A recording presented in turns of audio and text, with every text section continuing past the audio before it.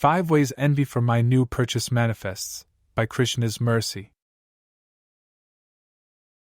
Quote, in Vrindavan all the pure devotees pray for the mercy of Shrimati Radharani, the pleasure potency of Lord Krishna.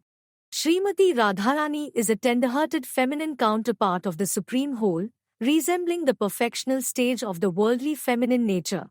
Therefore, the mercy of Radharani is available very readily to the sincere devotees, and once she recommends such a devotee to Lord Krishna, the Lord at once accepts the devotee's admittance into his association.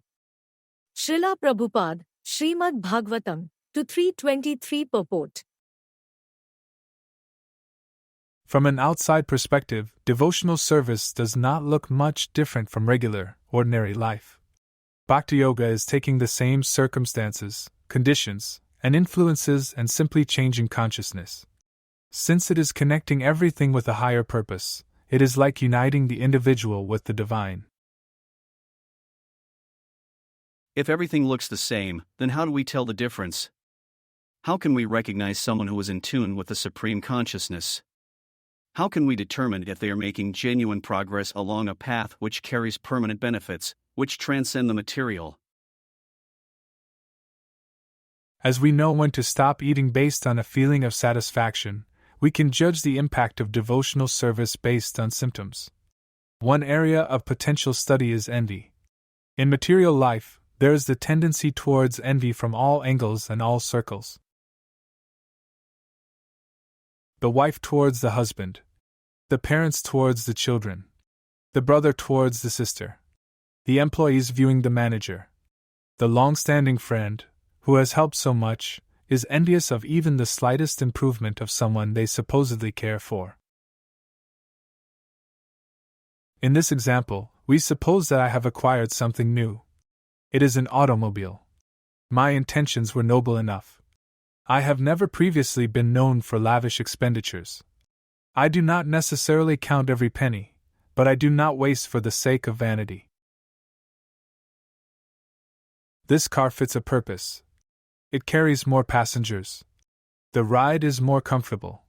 People in the household, who will not be driving the car, are excited to be higher up from the ground while traveling the roads.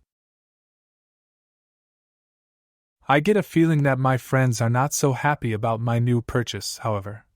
I decided to buy a new car, even in a tough market, with limited inventory, because I would rather avoid the hassle of finding the best deal, of having to wonder where the car had previously been and how well it will stand up to the test of time.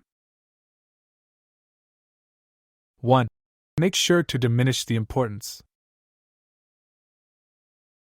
Wow, a new car? That is not like you.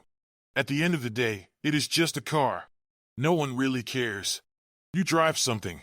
I drive something. Oh, it has the latest features? An overhead camera view to help you park? Your smartphone can now act as a digital key? I have never heard about that before. Anyway, I am satisfied with what I have got. 2. Deliver bad news about the future value. Wow, you are just driving the car off the lot now. Do you hear that sinking sound, or is it just me?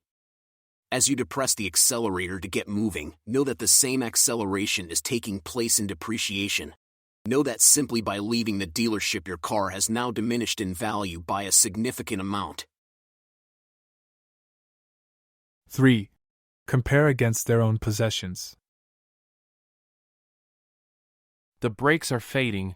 One of the headlights is out. The stereo doesn't work. But just see how much I pay for my car compared to yours. There is no comparison, really. I barely have any monthly expense when you extend it out over the life of the vehicle. Meanwhile, your interest rate is what? Ouch, that is really bad. I am not sure why you did not just pay cash up front. 4. Change the subject at the mere mention. Oh, so you took the car for a long drive today? It was smooth and comfortable. You are not tired after the fact? Well, let me tell you what we did yesterday. We went out to the store and returned Christmas gifts that we did not like. It was great. We have a huge gift card balance now to spend on whatever it is we want. 5. Take pleasure in any difficulty. Oh man, so the car does not fit in the garage? You did not run the measurements prior to the purchase? And now you are out all that cash. Really hurts. The car will have to stay in the driveway now. Just imagine the beating it will take during the winters, with the snow and the salt dropped on the roads. As easy as it is to criticize the supposedly offending party, these dealings are commonplace in the material world. Everyone is envious of one another, since there is the view that there is only a finite amount of enjoyment to be had. If someone else is advancing, I think that I am regressing. The success of my friend is my failure. Your loss becomes my gain, and so forth. Yadrichhalabh santushto dvandvatito vimatsara. Sama siddhav siddho chakritvapi na nibadhyate. Quote, he who is satisfied with gain which comes of its own accord, who is free from duality and does not envy, who is steady both in success and failure, is never entangled, although performing actions. Lord Krishna, Bhagavad-gita, 4.22. His Divine Grace A.C. Bhaktivedanta Swami Prabhupada explains that this is the way of material life, that there is only envy when others should progress. In spiritual life, there tends to be only appreciation. The example given is Shrimati Radharani, who is the eternal consort of Sri Krishna. In beautiful depictions on canvas and in the formal worship taking place in temples, Radharani is always next to Krishna. She is the feminine side to the divine.